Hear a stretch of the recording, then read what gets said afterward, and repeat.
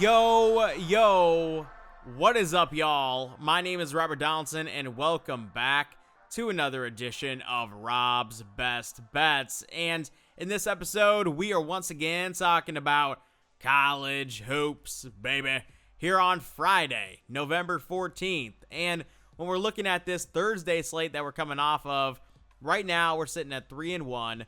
We're up 3.15 units, and we're still waiting on Kansas State. They are up 22 points. We're laying 6.5. There's 16 minutes left to go in the second half. But college basketball is crazy, man. Like, it wouldn't even surprise me if Cal comes back and wins this game. Now, potentially, this is going to be a 5-unit paying day on a 4-1 record. But it also could be just a 1.15 unit day on a 3-2 record. That will show up probably in this graphic as I'm editing the video. But still, funny enough, I had to kind of mention that there. And when we are looking at this Friday slate, a lot of fun mid-majors that we're really liking here on Friday. There is a couple high major matchups in there that we're going to be featuring, but more so, it's going to be a focus on the mid-majors. Love a lot of these angles. I think it's a fantastic slate of games. We have a number of bets as well for Friday, and I'm excited to jump into those bets with you here in this video. But first, we do need to take a second to shout out today's sponsor, Underdog Fantasy. And if you haven't already signed up using promo code ROBDFB, I highly recommend you guys do so, because we'll actually be doing a player entry for this slate on my Twitter account at RobDFB. So make sure you guys are signing up over there and checking out my Twitter for that player entry. But with all that being said, y'all, I'm excited. Let's go ahead and jump into these picks here on Friday, November 14th. All right, first up, we are taking a look at a matchup here between Furman and Northern Iowa. Two teams that I really liked coming into the year for a number of different reasons. One, Bob Ritchie, Furman. This is a program that I think you can always bank on. And in the early goings, we haven't really been able to, I guess is the best way to put it. We're only 3 games in. They're 1-2. They've had a really nasty loss in there as well against High Point, where they were non-competitive for 30 minutes in that game. And Northern Iowa on the other side, man, I think when you look at this program under Jacobson and just what they've been able to accomplish, yes, year over year it's been successful. And yet again, I feel like they have a roster that can compete at the top of the Missouri Valley Conference. And so that puts you in a little bit of a pickle when you see a 10.5 point spread. And I think because of the start that Furman's had this season, we're actually getting a little bit of a discount. I don't think they win this game outright, but 10.5 points is a lot of points to be laying, even if you're at home in Cedar Falls. So go ahead and give me the Paladins here, catching the 10.5 points for 2 units for our first bet here on Friday. For pick number 2, we are taking a look at a fun matchup here between South Carolina State and Charleston, and I love both head coaches in this matchup. For Chris Mack, he's been awesome for a long time. He had that kind of brief stint at Louisville that didn't go his way because of a number, I think, of different factors that were working against him at that program.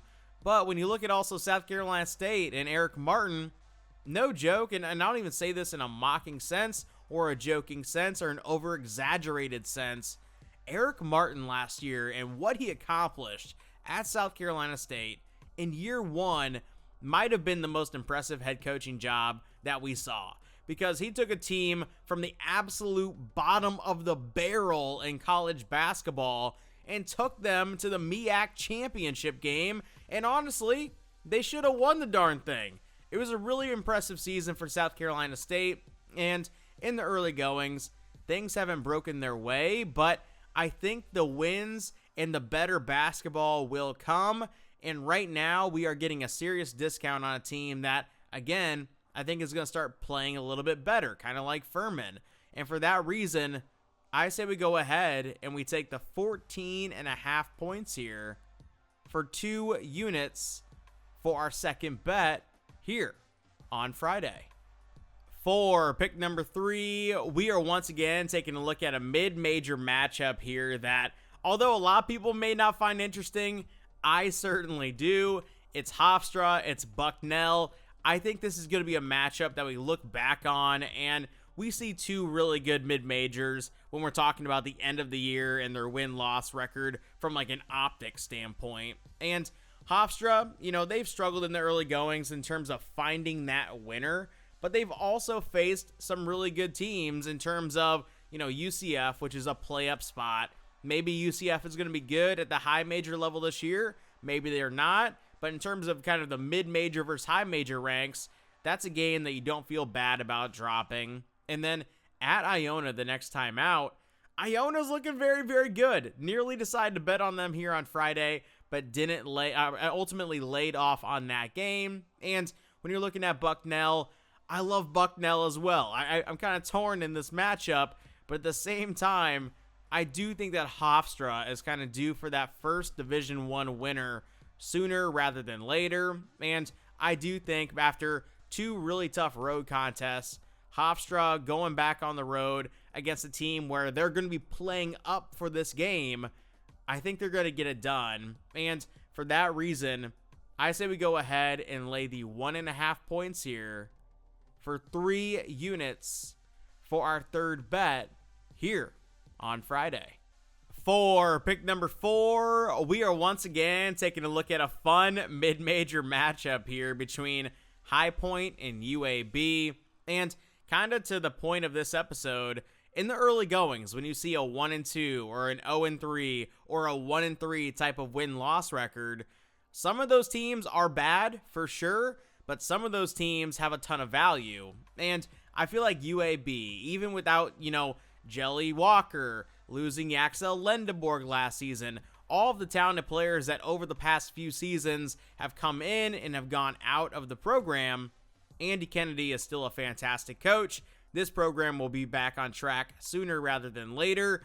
And although I really do like High Point, and it's kind of terrifying betting against High Point in these types of spots because they've looked fantastic in the early goings as well, I do think that with UAB at home, wanting to get back on track, and also getting a 2.5 point buffer, it's 100% worth a stab. And I say we go ahead, we take the 2.5 points for 2 units for our fourth bet here on Friday. For pick number 5, we are taking a look at a matchup here between Illinois State and USC. And in the early goings, USC has looked very fantastic on the offensive side of the ball. Maybe not so much on defense, but I kind of believe that even when you're giving up a lot of points to the other teams, sometimes when you're pushing that pace, it's going to lead to the other team inherently getting a lot of shots at the hoop. Sometimes they're going to fall more than others, but they're going to have more volume, and that leads to more scoring output, even in those types of blowout situations.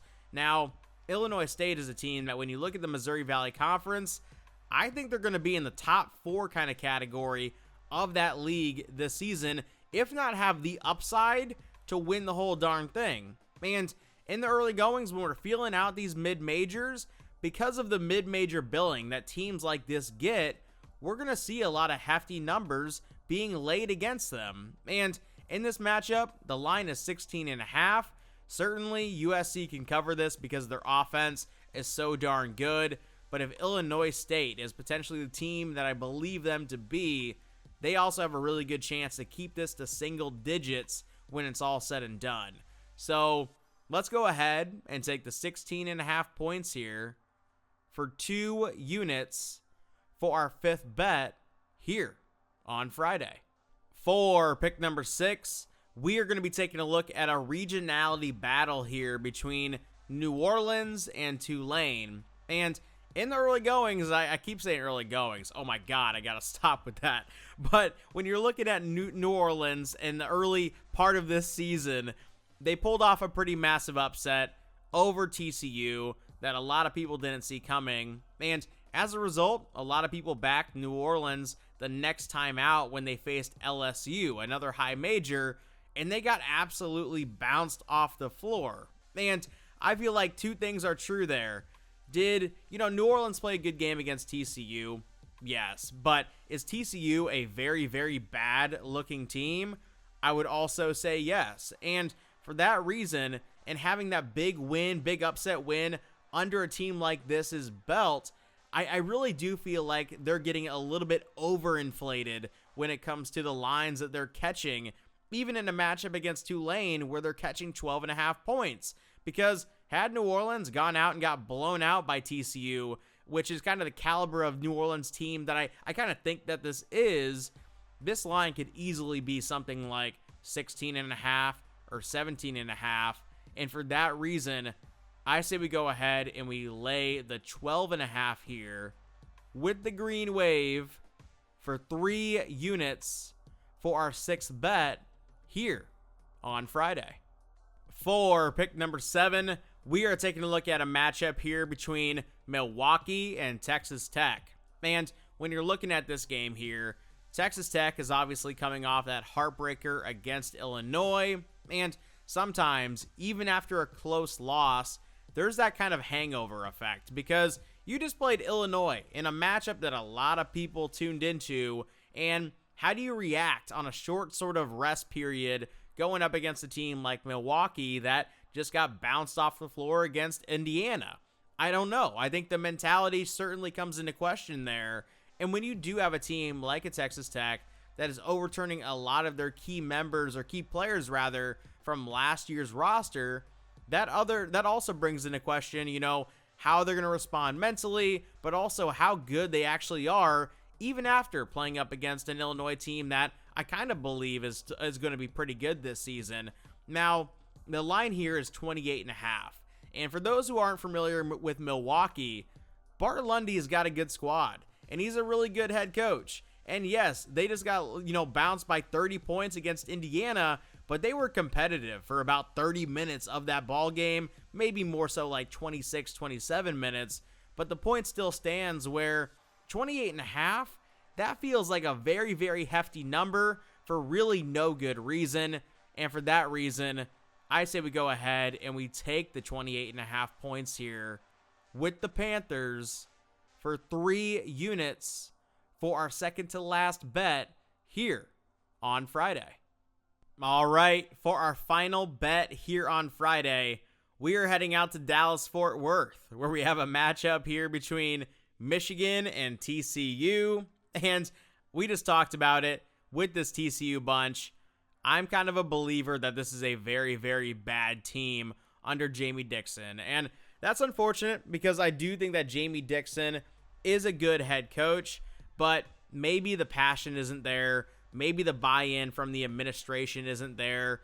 And I don't really know what else to kind of say, but when I watch TCU this season, they just don't look like they have an identity. And yes, they do play a little bit physical, the same way that Jamie Dixon teams have always done, but they just do not look coordinated offensively. And they give up a lot of easy buckets when they aren't kind of in that half-court set type of defense. And for that reason, when you're looking at the Michigan Wolverines and they're coming off that game against Wake Forest, where I think it kind of served as a wake-up call because they were in control, then they weren't. They had to come back and win. They found a way. Now in that next game out, I don't think there's that kind of hangover effect the same way that we talked about with Texas Tech. I think there's an effect of, hey, we can't be sleeping through these games at any point. Let's go out there and lay the hammer down. And for that reason, I say we go ahead. We lay the 7.5 points here with Michigan for 2 units for our final bet here on Friday.